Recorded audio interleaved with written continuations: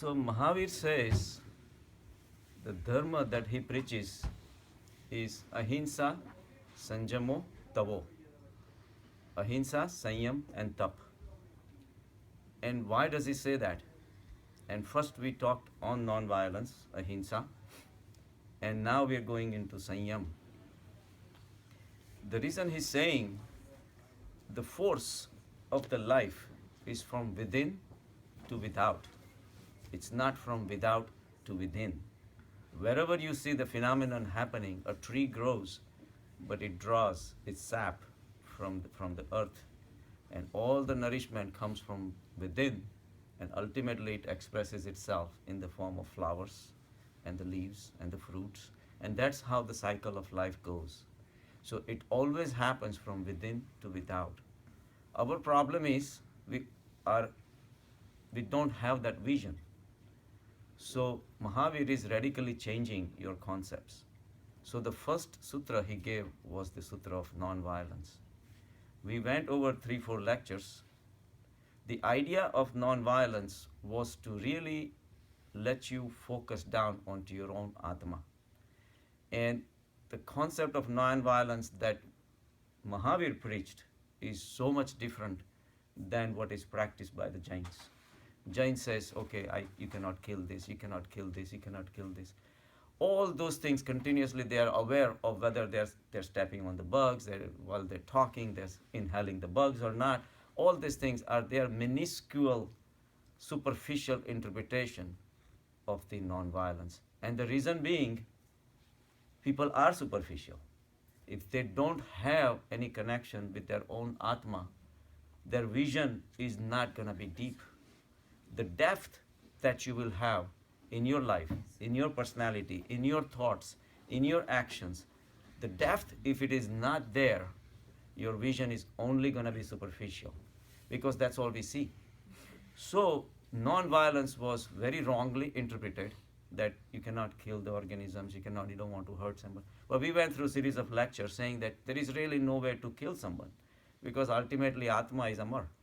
We cannot talk on one side that I killed an ant, and then you say, well, Atma is Amar. So what happened to the Atma of ant? It's still there. So ant didn't really die. So it becomes like an oxymoron. But that's because of our superficial understanding of non-violence. The non-violence is a very systematic approach of the Mahavir to see how we can understand our own life and how much violence we are really doing it on a day-to-day basis. So we went through a series of lectures and discussed that not just killing or not killing someone, hurting or not hurting someone is non-violence. But on a very subtle level, we carry out violence all the time. Whenever we try to dress up and trying to impress someone, to make somebody look inferior, at a very subtle level, we are creating violence. Whenever we're trying to divide the society instead of connecting with each other, whenever we're trying to create the barriers within us, it tells us that we're performing the violence. And the violence, he said, at the very basic 3 levels, there is a violence possible. One, of course, physical violence is always there, but physical violence is not just the physical violence, it's always backed by the thoughts. When you have a thought of killing someone, then only you're going to kill someone. So Mahavir says, go deeper. Why did you kill someone? Why did you kill the ant? It's not that because you wanted to kill the ant, but the desire itself to kill someone is where you need the cleansing done. And why do you want to kill someone? Because you want to live.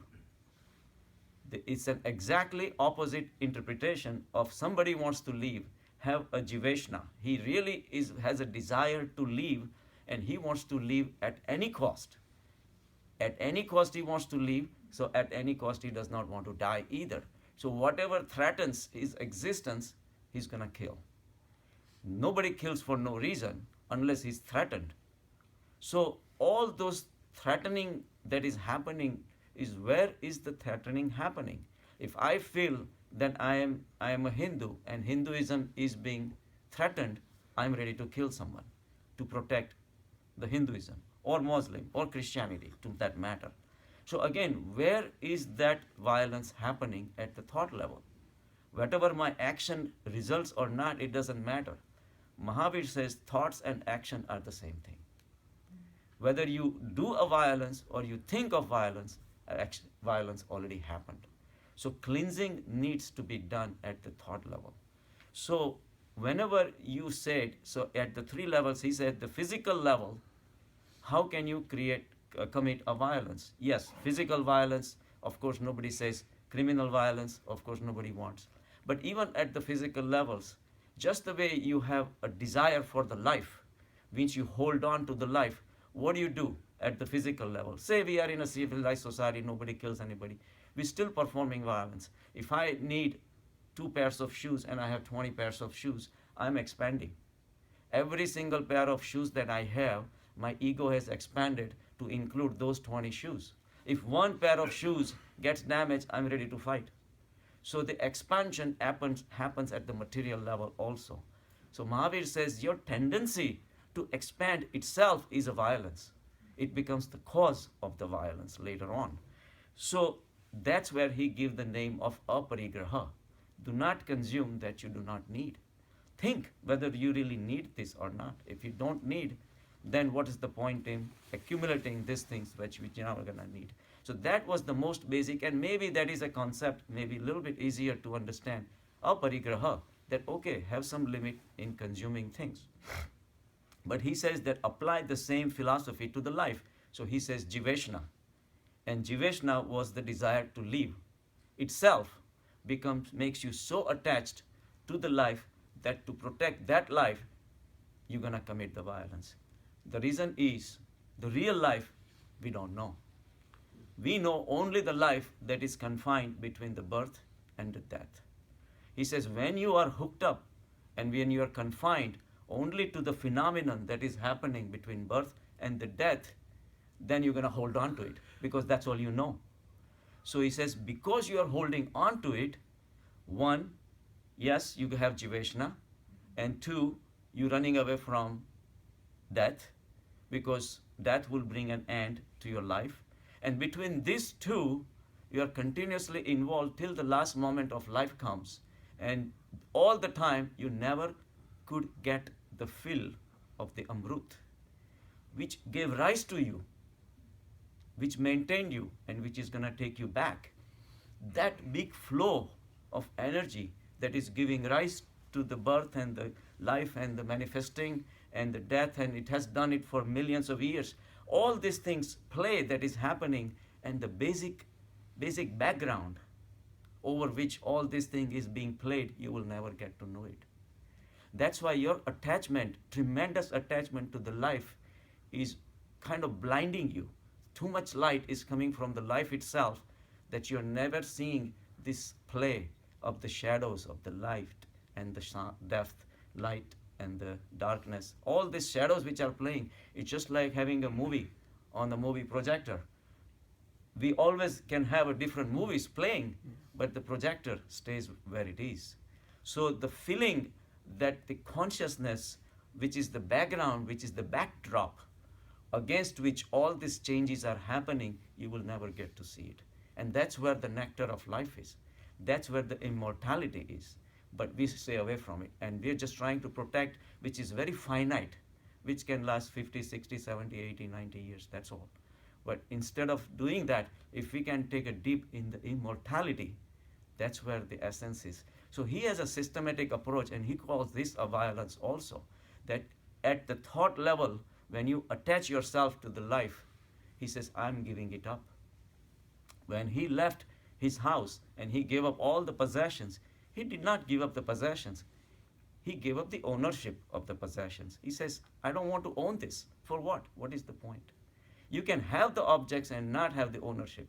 The ownership is in the head. But the real test comes in when the objects disappear from your life.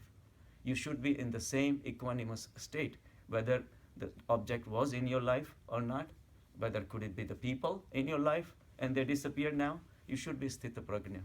He gave a very beautiful word. If one word comes out of Mahavir, is samyag. Samyakta, which is the sthita prajna state of Krishna. Is samyakta is you are in an equanimous, balanced state of mind or state of existence where nothing can really touch you. So Samyakta was his ultimate message. So to achieve to the Samyak state, we have to understand where we are committing the violence. And that's why he says, observe where your violence is happening in your life, then you can be non-violent. And also he went further. So one was aparigraha at the physical level, and then jiveshna was at the mind level, and then at your ideas. Now we're talking about intellect. There is body, there is mind, and there is intellect. At the intellectual level, at intellect level, you can have a lot of ideas and thoughts and beliefs. And he says that can also be a weapon. We all know that. All the thoughts and beliefs can be a weapon. I can fight against you. I can carry out violence on you if you do not conform to my ideas and my beliefs. So at a very subtle level, 2500 years ago, he came to conclusion that your mind is nothing but a matter. It's all about matter. Even though you cannot see it, you cannot touch it, you cannot smell it, mind is matter. He says thoughts are material, beliefs are material, and they can be used just like a sword, or worse than a sword. Sword can kill only the person right in front of you. One guy sitting in Washington, D.C. can just send the idea that I don't like this guy. Millions of people can die. So thoughts are more powerful as we go deeper. But he says that every single level we are committing violence. So this is a concise discussion of what we discussed in the last 2-3 lectures. How the non-violence is being committed by all of us. So he says to avoid the violence and become non-violent at your soul level. He says after you stop committing violence at all 3 levels and you still exist, your atma, your soul, the very, very delicate and tender soul that still exists, which does not have any tendency to accumulate, which does not have a tendency to attach itself to the life. So I'm kind of fanatic about holding on to my life, or I'm not attaching at all to my thoughts, beliefs. I will respect everybody else's existence.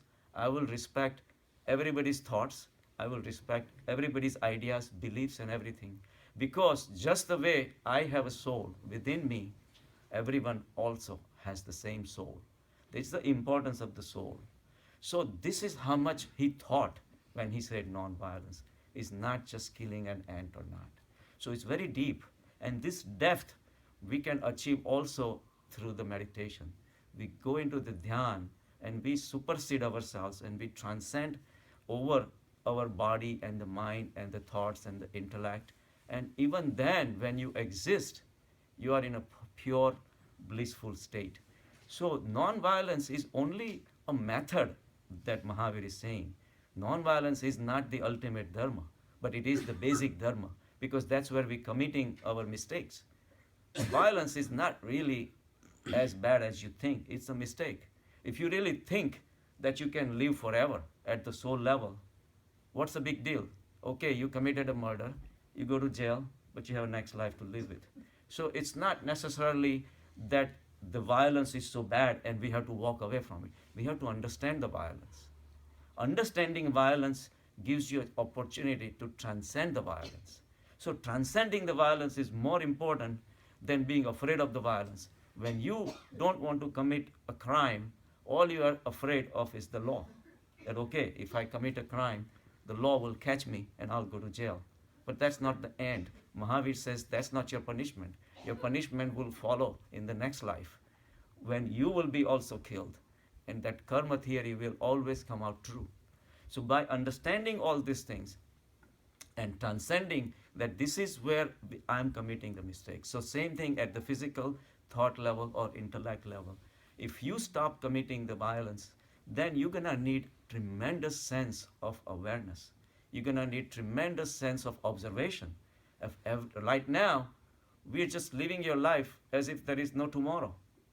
We wake up in the morning, we have a bagel and a coffee, we go on, and then we have a couple of candy sitting in the hospital. You pick up, put this in the mouth, and just it goes on.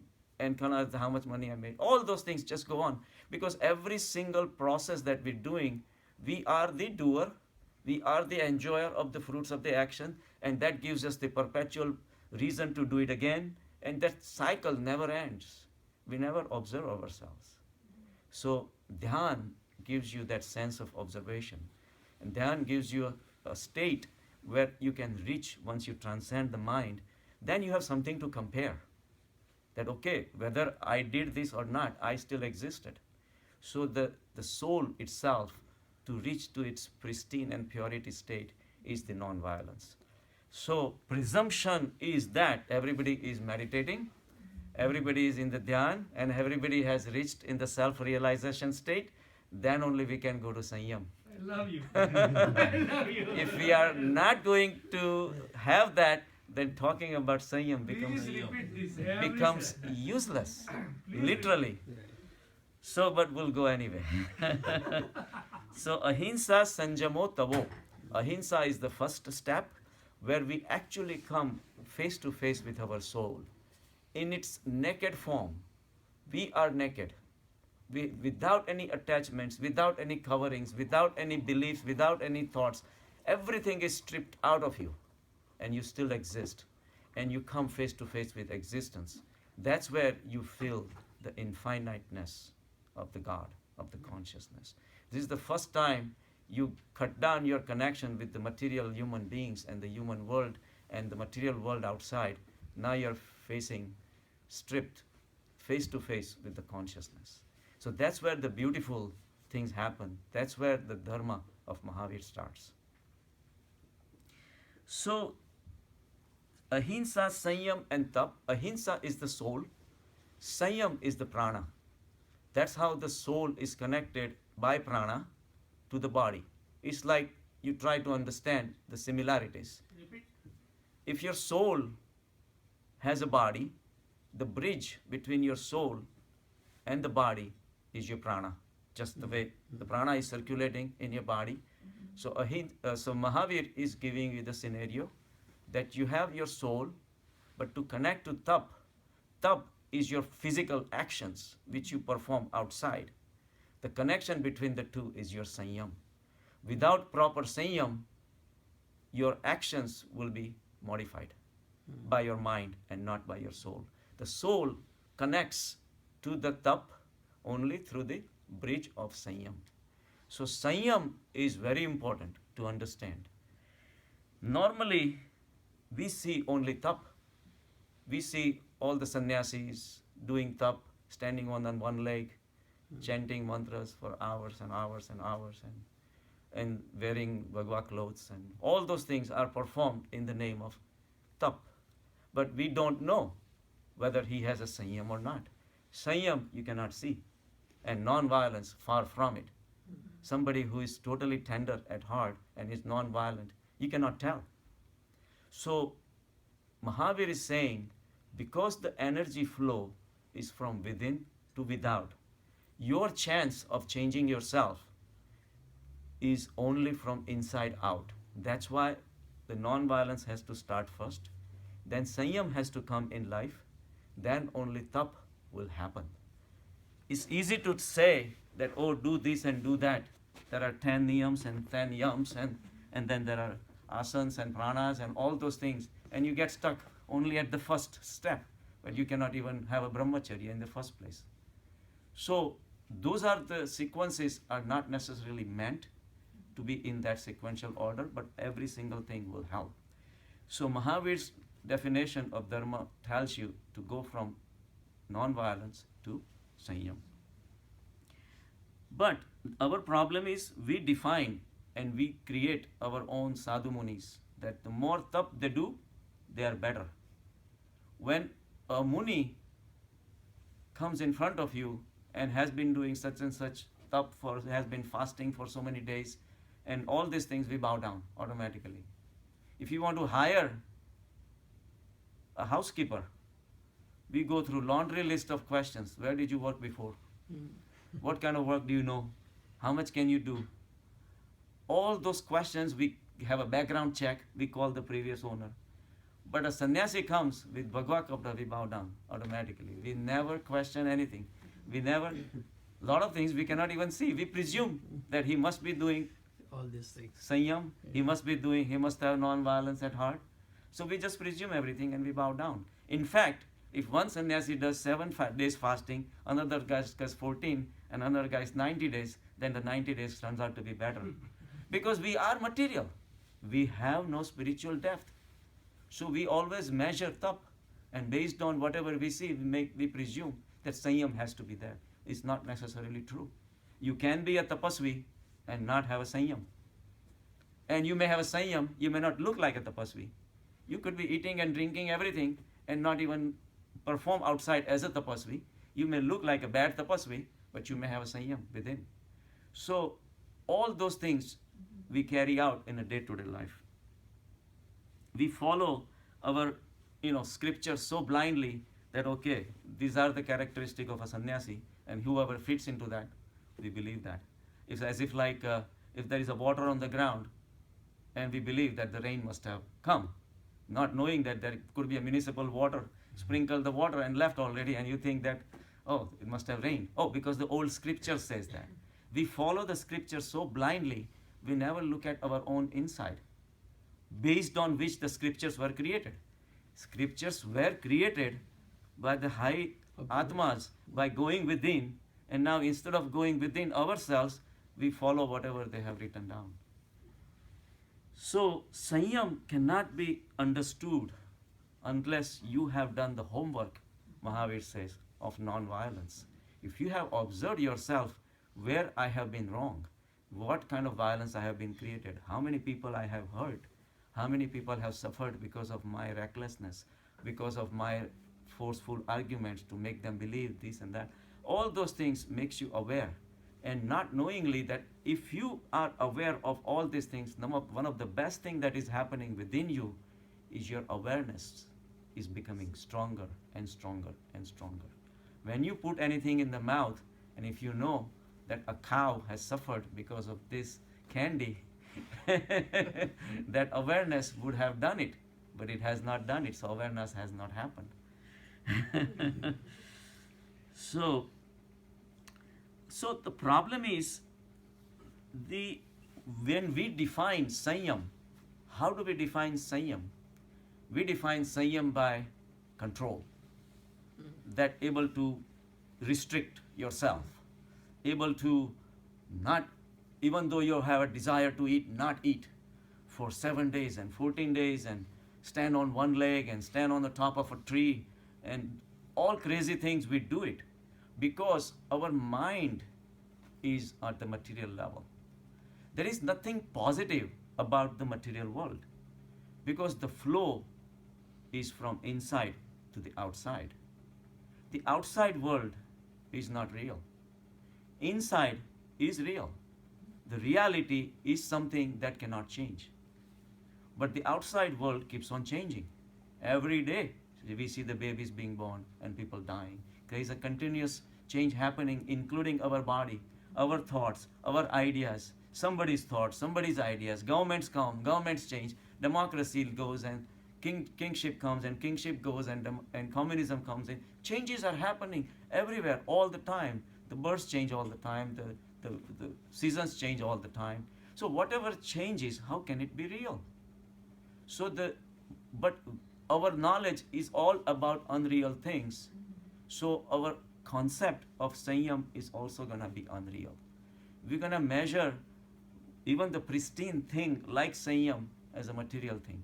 So we're going to say, okay, whoever Jain Muni can do, for 15 days of fasting, he's better than the one who can do 7 days. So we have a measuring stick that we walk around with. And it's all based on our material knowledge, nothing else. We have no spiritual background. So the positivity that is within us is something that cannot disappear. Every time you go into dhyan and samadhi, you're going to have this consciousness that you're going to come across. It's always going to be there. Unfailingly, it will be always there. It never gets old, never disappears. Na chedanti sastrani, the Gita says, you cannot cut it with the weapons. You cannot wet it with water. You cannot burn it with the fire, and you cannot dry it with the wind. That tattva which is within is beyond the material handling. Nothing can touch it. So that tattva is always there. That's why it is positive. And whatever else can change is negative. So your ability to see the negativity in the world comes only when you have something positive to think of. Otherwise, you cannot compare one negative to another negative. And that's what we're doing. That's why Sanyam to us is always control. So, one who divides the life and creates the boundaries within his own life, we call him superior to us. If even the most stupid person can do tap very easily, if he becomes a little stubborn, then okay, no matter what, I'm not gonna eat for 8 days, then we call him sadhu, sannyasi, all these things. It does not require that much intelligence to do it. All you need is a very strong ego to be able to sustain the fasting and the thirst and whatever, right? So, And picture on Facebook. and picture on the Facebook. After that. So, the flow that is happening, if you do not recognize the flow that is happening from within to without, then whatever you do outside will be all in a divisive fashion. So, on one hand, you have a desire to eat. On other hand, you have a force that you're gonna use so that you're gonna crush the desires. So there is a dichotomy going on within your own mind. One part of the mind wants to do this, another part of the mind wants to suppress it, and there is a continuously struggle going on. It's a tremendous waste of energy that you're wasting. And yet, but if somebody can bow down to me for doing that, I could do it. One time a Jain Muni came to Osho. He says, I understand what you're saying, that I should be going from within to without, and I understand everything. But people who are millionaires come and touch my feet. How do I let it go? He says, without doing anything, just sitting over here, I get all the comforts of my life, and yet people come, even intellectual people come and bow down to me. How can I let it go? Unfortunately, that's how the world is. And the world defines who should be sadhu and who should not be. So, exactly. So the problem is, whoever does this kind of sadhana just to get the popularity and get the importance in the society, all he's doing is that his own small hut is totally dark. He puts a picture of the lamp in the front. Okay, this is dharma. The real lamp is not lighted up. To get rid of the darkness, the dark energy that is around us, we have to go to the light. The real light is within us. Tamasoma jyotirgamaya. That's what we say, asatoma sadgamaya. So the truth, real truth is within us. So we have to establish ourselves within that. Then only Sanyam, the meaning of Sanyam will come alive, which we'll get into that. So controlling yourself is a negative action. See, if you have an energy, okay, maybe because of your desires or for your thoughts or whatever, you want to eat. The energy is demanding something and you're trying to crush it. You are going against the nature. The nature says that energy wants to carry out an action. Of course, it should be guided by your thoughts and vasanas, but you are not there yet. But there is a positive demand for food, and when you try to crush it, you're going against the nature cycle. The nature cycle says that energy creates, energy wants to move forward. Instead of doing it, we want to crush it. So it's a negative action that we're performing. The problem is because we have given so much importance to all these actions, that's why we cannot understand. So to understand Sanyam, we have to go further up. When we say Sanyam and we trying to control ourselves, what are we really doing? The sense organs want it, but we are declining. We are forcing the senses not to have such and such experience. All our five senses are continuously demanding, whether it's your eyes or your smell or your taste or touch, all these things, or your hearing, but we're refusing the senses. So we are controlling our senses. The fact that you have to control your senses, what does it say? Who is in charge? You or the senses? The senses. Because it's like owning a dog and you have to put a leash on the dog. Why do you have to put the leash on the dog? Because as soon as you break the leash, the dog is going to run away. So dog is in charge. He makes you do certain things that you were not doing before owning a dog. The real control would be you remove the leash and the dog still stays next to you. That is the ultimate proof who is the owner. When you have to control your senses, that means you are not the owner of your senses. When you have to do the fasting, that means that particular sense has controlled you. The food is controlling you. That's why you have to do the fasting. And that goes in the two extreme cycles. Like that's why they say Jains, why they celebrate by fasting, because the rest of the year they overeat. So fasting comes in affluent communities. Jains are affluent, but if you go to the day-to-day people who are living in a hut, whenever they have festival, they make the sweets and dishes, and for them it's a joy, it's a celebration, which they can afford only once in a while. But Jains can afford that on a day-to-day basis. That's why they have to fast. Same thing in Christianity, they have Lent. They give up meat for 1 month and this and that and all those things.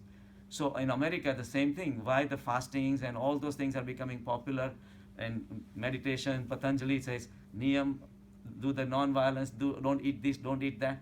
Because they've been told not to do certain things which they've been doing. And they have not reached anywhere. So it's like one extreme to go to the another extreme. So this is where the problem comes in. Most of the people are caught between doing one extreme to another extreme. And those in these extremes running either this way or that way, we forget what the Sanyam is supposed to be mean, right? People who want to donate money, so far the guy was running after collecting money. Now he has accumulated so much, so he's feeling guilty about it. So now he wants to donate money. Not only he wants to donate money, he wants everybody to see it. Not only you doing the attai, but 10 other people has to know it or more. So all these things, when you are doing it, you're not realizing it's your ego. First it was the ego that made you run towards the money. Now it's the ego wanting to making you run away from the money, so that everybody has to know that you're walking away from the money. So there was one Muni who took sannyas in Jainism and came to Osho once. And his wife that used to be there, she was bowing down, and she had accepted their diksha and all that. But he says, 20 years ago, I gave up 1 lakh rupees and walked away from it. And I kicked 1 lakh rupees. So Osho says that, yes, you might have kicked and then, but looks like your kick did not hurt the 1 lakh rupees because the 1 lakh rupees is still in the mind. Right? If it is still in the mind, then it's not sannyas. And sannyas means you don't even remember what you did. You totally wipe it off. But when you are keeping an account, and his wife says, don't even forget the interest for 20 years. It was more than 1 lakh rupees. So he has wasted his life. So most of the people are doing this. Either we overeat, and then we diet and we fast. Now I do sankalp, then this, I'm going to do this. But at the real state of mind that Mahavir is talking about, of Sanyam, is the samyag. The ability to be in all the situation in the same state, which we're going to talk later. So, what is more important out of the senses? Is it the senses that are important? Your soul is more important. The soul is more important. But for us, the senses are important because we're living the material life, right? So every time the sense organ demands, we comply. We walk with it as a dog, that as if the sense organ is the owner and we're walking behind the owner. So the problem comes in is because our soul has not become strong yet. So the senses are controlling our soul. It's like they have a picture of, in Gita for example, they have these 10 sense organs controlled by the Sarthi and controlled with the reins, then we have a complete control on the senses. It's a wrong concept. The real concept is, like I said, you remove the leash and the dog still stands there, then he knows, then you know that you are the owner. The same way, when your soul becomes powerful, the sense organs cannot even go anywhere on their own will. You do a little gesture and the sense organ works. Otherwise, the sense organs surround the soul, standing for the orders. Not that, so otherwise, whenever you try to control your senses, as soon as the control breaks a little bit, all the sense organs go out of control. So it's like, think of the law, right? The law exists everywhere. You cannot see it, you cannot touch it, you cannot smell it, but it exists. You would not want to break the law, right? Normally. But when the criminal activity is happening in the society, you know the law has been broken. Yet you could never saw the law. You always respect the law. But that's living in the society. Now we're talking about the same internal structure that you become aware of the soul all the time.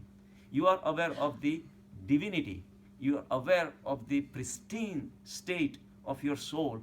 It is so pure and it is so strong and so powerful that, and you are aware of it 24/7. Whatever action you are doing, you are continuously aware of the soul. Just like as a decent citizen, we are aware of the law all the time, and we drive. We don't want to go beyond all those things. You are continuously aware. The same way, first step is to know the soul, and not just know, become familiar with it. Not only become familiar with it, become friend with it, and not become from with it. Establish your tadatmya, meaning you are that tattvamasi. Then the real strength comes in. Osho gives a beautiful example. Once there was a school. Well, there was an old principal who had been there for like 30 some years and was never even talking about retiring. Every day he would drudge along and come every day. And there were so many other professors in the school. They were trying to rebel. Like 10, 15 of them got together. They said, we have to do something about this. But this guy has been so powerful. He had like literally raised the school. He was that powerful. Nobody had courage to really talk to him. So finally, out of 10 or 15 people who got together, they created one guy. Looks like you are a little more stronger, so let's have a rebellion. Tomorrow, you just go. You come early, and you just go and sit in his chair. So then take over. That, okay, it's time for you to retire, and now it's time for us to take over. Now we can't go on forever, right? So somebody notified the headmaster. So he says, no problem. The principal. He says, no problem. That's okay, no big deal. So he walks in, and the first thing he walks into his office. As soon as the guy was sitting there, he stood up. He says, here, come, sit here. So he gave a respect because all these years he had been respecting such a powerful principal. So he had no guts to even speak up against the principal himself. So Osho asked, they said, didn't you feel like, you didn't think there was going to be a rebellion and you wanted to call police? Is police for this kind of people? No, I'm just going to do my job. I'm going to sit and they're going to follow. That's how much power your soul can have, only if you let it. So realization is only the first step. Self-realization is only first step. But then comes the solidification, strengthening, and then the senses will fall. Your effort should never be on suppressing the senses because you're wasting your energy.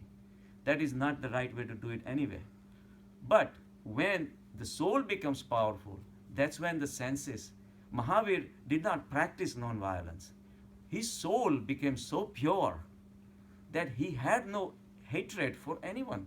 He had a tremendous respect for every single soul around him, that non-violence happened. Non-violence happened. It was the end result of his non-violent soul to begin with. So his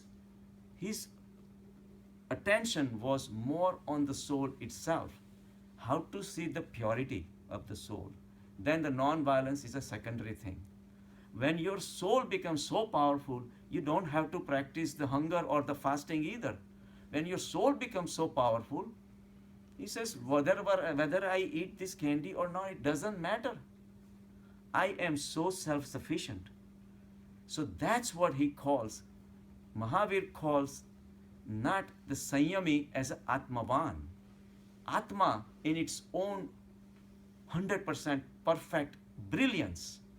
It is so powerful, it's so self-sufficient, and it is so steady in itself that no sense organs, despite the outside experiences, can make it unsteady. Here, we're trying to do the opposite. Now, he's saying at the same time, when you have the soul which is steady in itself, is the samyak state. A soul which is in a samyak state is a sanyami. So if you take the opposite, and when you're running around with the senses, you are asanyami. So whenever you have a desirable food in front of you and you cannot control yourself, you break down, you are asanyami. And Mahavir says that when you run away from it and exactly opposite direction, you are asanyami also. Because samyak state is right in the middle. It's like a rubber band.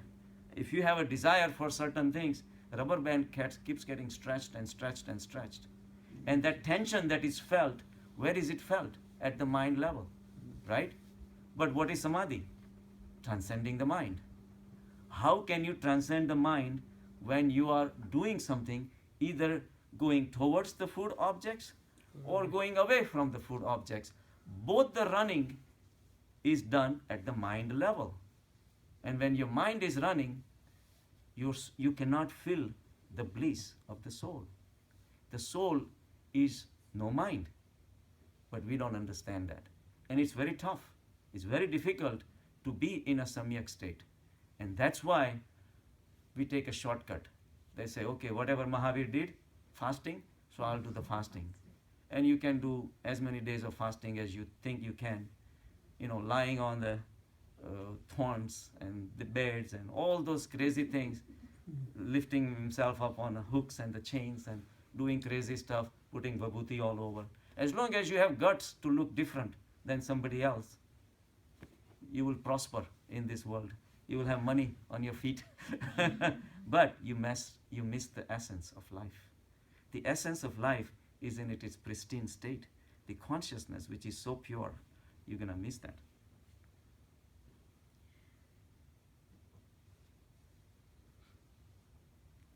So the wavering mind, and in fact, you can say that asanyam itself is the mind. Mind wants asanyam, because that's the only way mind can exist. Real dhyan, real samadhi is the death of the mind. So you can say that any asanyamta in your life is the existence of the mind. And why do we need that? Because our ego, which is mind, our connections with our objects, whenever you do something, it makes you feel alive. Whenever you're doing something, you're just sitting home and doing nothing, you get bored. So let me call Rajesh Bhai.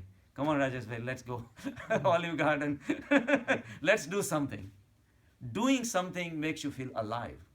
Because that's the only existence we know. We never want to sit by ourselves without doing anything and without talking to anyone, even without picking up a newspaper, without going on to CNN, without checking your emails, without checking or anything, or going on WhatsApp, without doing anything. Just be happy. Just be. Just be. We cannot do that because that's the death of the ego. So all our actions, right from the time we wake up till we go to bed at night, and even at night, watching all the dreams, we are acting. All these actions are defined by our ego, and ego is the only way we have known for millions of generations. All the lives, that multiple lives we have lived, we have been utilizing the ego. For once we have a chance to be in touch with the spiritual knowledge and we don't use it, it will be our mistake, going to the river and not drinking the water, right? That's why I insist everybody should do dhyan. And that's the only way, real, where our existence, which can transcend the ego, can be known. So asanyami mind means, asanyam means mind. When there is no mind, asanyam goes away and we can obtain the state of samyakta.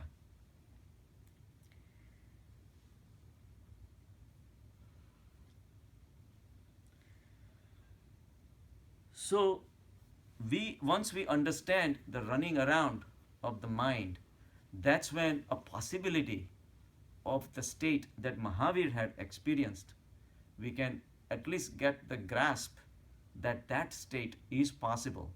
It's tough, it's never easy, But that's why the power of observation will be needed. Every day, at least before you go to bed, 15-20 minutes, just analyze your actions. Okay, you might have made mistakes throughout the day, but at least if you are aware of your mistakes, hopefully next mistake will not happen. If you had ended up eating wrong foods, fine. You just observe yourself that this is what I did. So observation is a very powerful tool, and dhyan, of course, is that. So sanyam is not controlling your senses, which is a very, very basic and very idiotic definition of sanyam. Sanyam is ability to stay in a samyak state in all the life situations, whether it is related to the food or your habits or the people around you, your relatives, your friends. They come, they go. Foods come, foods go. Habits come, habits go. One which is observing everything is the reality. It's like writing on a blackboard. You cannot use the black chalk. You have to use the white chalk. The same way, all these negative phenomena which are happening. Negative means I'm not putting in a derogatory way. There is nothing wrong with it. It is part of life. This is what it is. It's the understanding. Once you understand the negativity versus the positivity, what is observing is the one that has the real power to observe. And that real power to observe is the real thing. That's where we want to go. So much for today. Thank you. Okay.